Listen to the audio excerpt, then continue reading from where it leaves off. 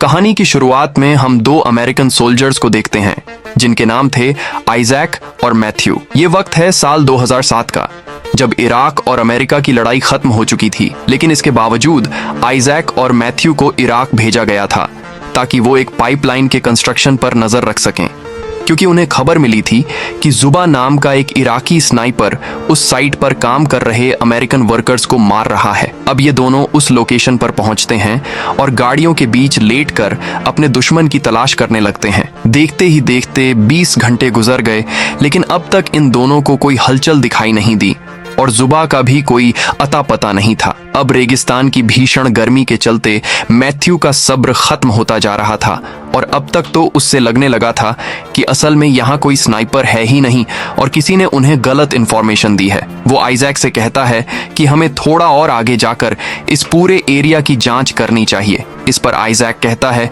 कि ऐसा करना एक बेवकूफ़ी होगी, क्योंकि अगर जुबा यहाँ मौजूद है तो वो हमें जिंदा नहीं छोड़ेगा। यहाँ मैथ्यू आइजैक से कहता है कि देख भाई, अगर जुबा यहाँ होता तो इन 20 घंटों में या तो हमें देख लेता या फिर हम उसे देख लेते। और रही बात इन बॉडीज की, तो मुझे लगता है कि इन लोगों को इराकी लुटेरों ने मारा होगा। इस पर आइजैक उससे कहता है कि इन सभी लोगों की मृत्यु हेडशॉट खाकर हुई है और ये लुटेरों का नहीं बल्कि एक प्रोफेशनल स्नाइपर का काम है। हालांकि मैथ्यू आइजैक की बात से सहमत नहीं था, लेकिन इसके बावजूद वो कुछ और घंटों तक इंतजार करने का फैसला करता है। देखते ही देखते कुछ घंटे और गुजर गए, लेकिन अब तक इन दोनों को कोई हलचल दिखाई नहीं दी। फाइनली मैथ्यू के सब्र का बांध टूट गया और उसने उस कंस्ट्रक्शन साइट पर जाकर चेक करने का फैसला किया। उसने आइजैक से कवर देने को कहा और खुद अपनी बंदूक लेकर आगे बढ़ गया। थोड़ा चलने के बाद जब मैथ्यू साइट पर पहुंचा तो उसे चारों तरफ लाशों का ढेर दिखाई दिया, जिनमें से कुछ लाशें अमेरिकन सोल्जर्स की थीं और बाकी लाशें अमेरिकन वर्कर्स की। तभी अचानक से आइजैक का स्कोप धुंधला पड़ गया, जिसके चलते वो मैथ्यू को ठीक से देखने में असमर्थ हो गया। उसने फौरन मैथ्यू को इसकी जानकारी दी और उससे वापस लौटने को कहा। इस पर मैथ्यू कहता है कि भाई, मैंने तुझे कितनी बार बोला है कि तू अपना स्कोप चेंज कर ले, लेकिन तू मेरी बात सुनता ही नहीं। यहाँ आइजैक कहता है कि ये स्कोप हमारे प्यारे दोस्त डीन का है और इसलिए मैं हमेशा इसे अपने पास रखता हूँ। दरअसल डीन इन दोनों का एक पुराना दोस्त था जो युद्ध के दौरान मारा गया था और ये स्कोप डीन की आखिरी निशानी थी। इसके बाद जब मैथ्यू ने लाशों की जांच की तो वो पूरी तरह से हैरान हो गया, क्योंकि ये सभी लोग परफेक्ट हेडशॉट खाकर मरे थे। अब मैथ्यू को एहसास होता है कि शायद आइजैक सही कह रहा था और ये काम किसी प्रोफेशनल स्नाइपर का ही है और इतना पक्का निशाना केवल एक आदमी लगा सकता है और वो है जुबा। मैथ्यू आइजैक को भी इसके बारे में बताता है, जिस पर आइजैक कहता है कि तुम फौरन वहां से वापस लौट आओ, वरना तुम्हें भी उन लाशों की कंपनी देनी होगी। यहाँ मैथ्यू आइजैक की बातों पर ध्यान नहीं देता और साइट के बीचों बीच खड़े होकर ये जानने की कोशिश करता है कि गोलियां किस डायरेक्शन से चलाई गई हैं। आइजैक उसे ऐसा करने से मना करता है, लेकिन अब तक तो काफी देर हो चुकी थी। तभी वो स्नाइपर मैथ्यू के पेट में गोली मार देता है, जिससे मैथ्यू जमीन पर गिर जाता है। अब ये देखकर आइजैक अपने साथी को बचाने भागता है और उस स्नाइपर की गोलियों से बचने के लिए वो जिगजैग पैटर्न में आगे बढ़ता है। लेकिन अभी वो मैथ्यू को बचा पाता, उससे पहले वो स्नाइपर उसके पैर में गोली मार देता है। इसीलिए आइजैक मैथ्यू को वहीं छोड़ देता है और जैसे तैसे करके एक दीवार के पीछे छुप जाता है।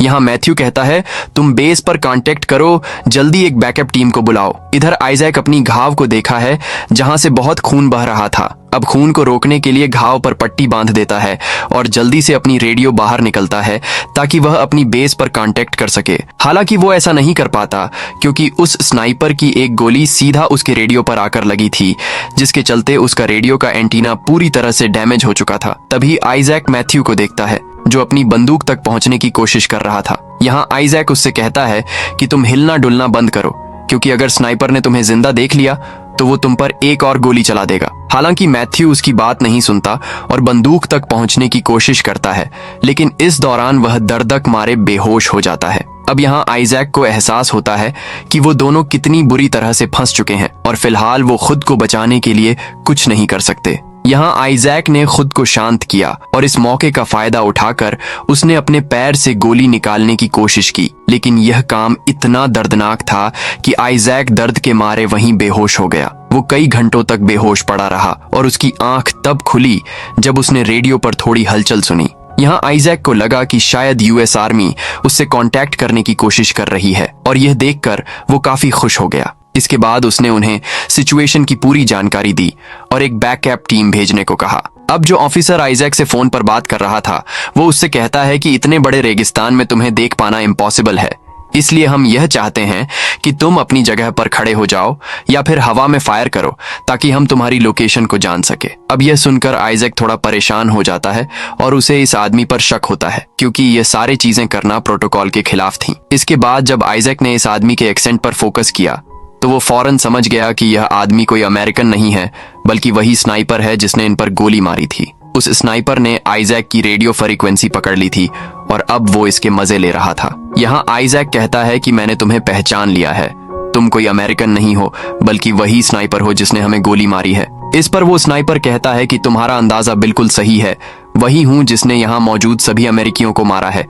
और अगर तुम जिंदा रहना चाहते हो तो तुम मुझसे बात करते रहो। अब पहले तो आइजैक इसके लिए मना कर देता है, लेकिन जब वो स्नाइपर मैथ्यू को शूट करने की धमकी देता है तो आइजैक उससे बात करने के लिए राजी हो जाता है। वो स्नाइपर आइजैक से कई सवाल करता है और आइजैक को न चाहते हुए भी उनके जवाब देने पड़ते हैं। बीच बीच में आइजैक अपने स्कोप के जरिए उस स्नाइपर को देखने की कोशिश करता है और जमीन पर एक मैप बनाकर उसकी पॉसिबल लोकेशंस को मार्क करता है। यहाँ आइजैक उस स्नाइपर से पूछता है कि तुम ये सब क्यों कर रहे हो? इराक और अमेरिका की लड़ाई तो कब की खत्म हो चुकी है, तो फिर इन अमेरिकन वर्कर्स को मारने का क्या मतलब है? तुम उन लोगों को मार रहे हो जो तुम्हारे देश को डेवलप करने में तुम्हारी मदद कर रहे हैं और तुम खुद को एक इराकी कहते हो। तुम्हें ये बात समझनी चाहिए कि अगर ये पाइपलाइन बनती है तो इससे इराक के लोगों को काफी फायदा होगा। ये सुनकर वो स्नाइपर जोर से हंसता है और आइजैक से कहता है कि अगर इराक और अमेरिका की लड़ाई खत्म हो चुकी है तो तुम मेरी सरजमीन पर क्या कर रहे हो? और रही बात उस पाइपलाइन की, तो तुम वो पाइपलाइन इसलिए बनवा रहे हो क्योंकि इससे यूएस गवर्नमेंट को फायदा होगा, न कि इराक के लोगों को। इसके बाद वो कहता है कि तुम ये फालतू की बातें छोड़ो और मुझे अपने परिवार के बारे में बताओ, जैसे कि तुम्हारी फैमिली में कितने लोग हैं और वो क्या काम करते हैं। यहाँ आइजैक जवाब देने से इनकार कर देता है क्योंकि ये सवाल कुछ ज्यादा ही पर्सनल था। इस पर वो स्नाइपर कहता है कि अगर तुम मेरे सवाल का जवाब नहीं दोगे तो मैं मैथ्यू को मार दूंगा और अगर मैंने ऐसा किया तो मैथ्यू वो दूसरा इंसान होगा जो तुम्हारी गलती की वजह से मारा जाएगा, क्योंकि तुम्हारी गलती के चलते एक इंसान पहले ही मर चुका है और वो है डीन। ये सुनकर आइजैक पूरी तरह से हैरान हो जाता है और उस स्नाइपर से पूछता है कि तुम डीन के बारे में कैसे जानते हो? दरअसल डीन की मौत आइजैक के चलते हुई थी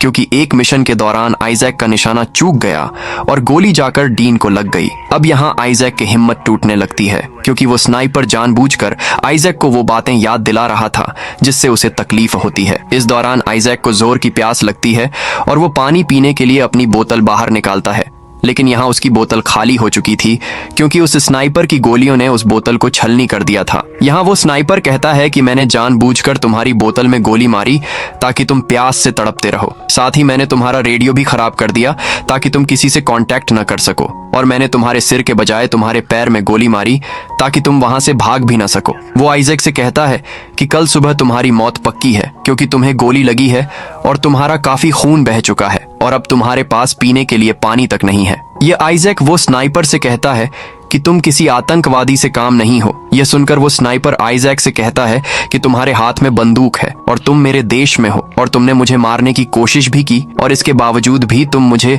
आतंकवादी कह रहे हो। इस बातचीत के दौरान आइजैक स्नाइपर को देखने की कोशिश करता है और तभी उसकी नजर एक कचरे के ढेर पर जाती है और वो फौरन समझ जाता है कि वो स्नाइपर उसी कचरे के ढेर में छुप कर बैठा है। अब यहाँ आइजैक को एहसास होता है कि ये स्नाइपर कितना खतरनाक है क्योंकि उस कचरे के ढेर में इतनी देर तक छुपे रह पाना कोई बच्चों का खेल नहीं है। यहाँ आइजैक उससे कहता है कि कहीं तुम वो इराकी स्नाइपर जुबा तो नहीं हो? इस पर वो स्नाइपर कहता है कि नहीं, मैं जुबा नहीं हूँ, मैं तो एक आम इराकी नागरिक हूँ जो अपने देश की रक्षा कर रहा है। इस पर आइजैक कहता है कि मेरे हिसाब से तुमने अपनी स्नाइपर की ट्रेनिंग यूएस आर्मी से ली है, इसके बाद तुमने उनको धोखा दे दिया और उन्हें ही मरने लगे। फिर वह स्नाइपर कहता है कि मुझे स्नाइपर की ट्रेनिंग उस आर्मी ने नहीं दी है और मैं सिर्फ उन लोगों को मारता हूँ जो मेरे देश को नुकसान पहुंचने की कोशिश करता है। अब धीरे धीरे आइजैक की हेल्थ बिगड़ने लगती है और वो डिहाइड्रेशन के चलते जमीन पर गिर जाता है। अब थोड़ी देर बाद आइजैक के दिमाग में एक आइडिया आता है और उसने एक लकड़ी पर अपना हेलमेट लगाकर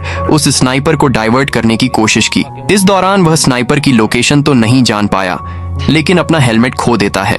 तभी आइजैक अपने रेडियो पर कुछ आवाजें सुनता है और वो देखता है कि मैथ्यू अब होश में आ चुका है। वो जोर से चिल्लाकर मैथ्यू को स्नाइपर की लोकेशन बताता है और यहाँ मैथ्यू अपने एक छोटे से शीशे में उस स्नाइपर को देखने की कोशिश करता है। इसके बाद आइजैक स्नाइपर को अपनी बातों में उलझाता है और इस दौरान मैथ्यू धीरे धीरे अपनी बंदूक की तरफ बढ़ता है। यहाँ वो स्नाइपर बताता है कि आज से कई साल पहले वो इराक में एक टीचर हुआ करता था, लेकिन अमेरिका से युद्ध के दौरान उसके सारे स्टूडेंट्स मारे गए थे और तब से लेकर आज तक वो बदले की आग में जल रहा होता है। अभी ये बातें चल ही रही होती हैं कि तभी वहां एक छोटा सा तूफान आता है। इस मौके का फायदा उठाकर मैथ्यू अपने राइफल को उठा लेता है। जैसे ही तूफान शांत होता है तो वह कचरे की ढेर पर कई गोलियां मारता है, इस उम्मीद में कि एक गोली उस स्नाइपर को जाकर लगे। उसके बाद जब मैथ्यू दोबारा बंदूक का रीलोड करने जा रहा था, तभी वह स्नाइपर मैथ्यू के हाथ में गोली मार देता है। यहाँ आइजैक मैथ्यू को दीवार के पीछे आने कहती है,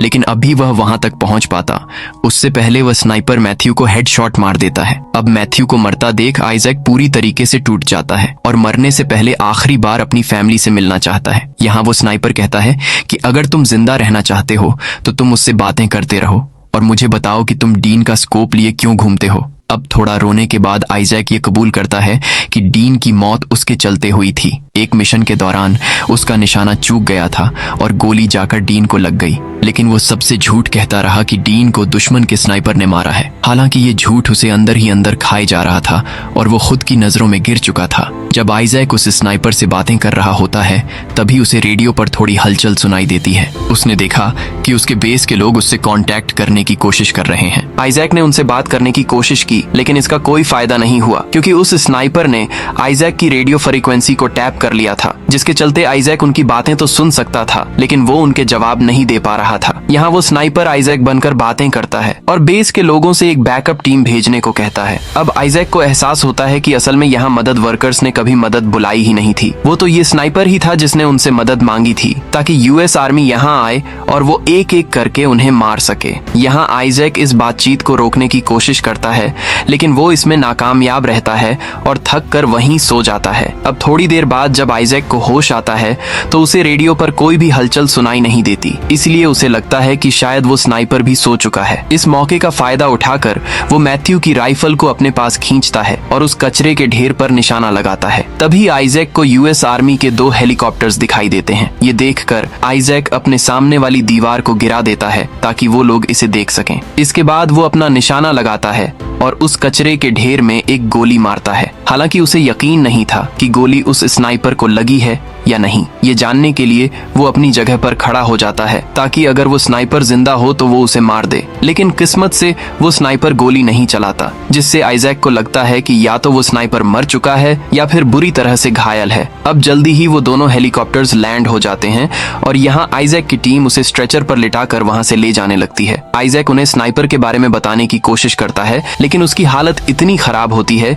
कि वो ठीक से बोल तक नहीं पाता। जल्दी ही वो दोनों हेलीकॉप्टर्स टेक ऑफ हो जाते हैं और जैसे ही वो थोड़ी ऊंचाई पर पहुंचते हैं तो उस स्नाइपर ने ऊपर गोलियों की बारिश कर दी और हेलीकॉप्टर के पायलट्स को मार गिराया। इससे वो दोनों हेलीकॉप्टर्स क्रैश हो जाते हैं और अंदर मौजूद सभी लोग मारे जाते हैं। मूवी के एंड में वो स्नाइपर यूएस हेडक्वार्टर्स को कॉल करता है और उनसे एक रेस्क्यू टीम भेजने को कहता है और वो खुद को एक यूएस सोल्जर बताता है। और इसी के साथ ये खतरनाक और सस्पेंस से भरी कहानी यहीं खत्म होती है। अगर आपको ऐसी ही डार्क, साइकोलॉजिकल और रियल फील मूवीज पसंद हैं तो चैनल को अभी सब्सक्राइब कर लो, क्योंकि अगली वीडियो में हम इससे भी ज्यादा शॉकिंग कहानी लेकर आ रहे हैं। मिलते हैं अगली वीडियो में, तब तक के लिए be safe and keep watching.